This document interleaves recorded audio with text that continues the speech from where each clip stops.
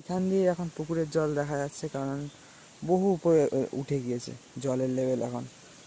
ঠিক আছে, এই যেখানে হাত দেখালাম ওখানে আবার একটা পাখি ঘুরে বেড়াচ্ছে, শালিক পাখির মতো পাখি।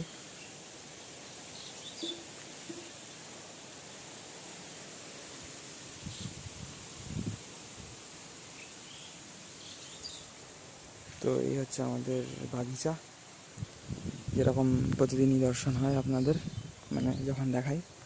আর হচ্ছে আমাদের বড় পুষ্করিণী।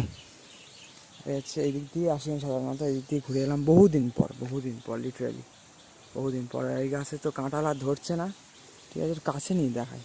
ঠিক আছে, অনেকদিন পর তো সুন্দর দর্শন হচ্ছে। এই বড়ো কাঁঠালটা এখানে নড়ছে এই যে।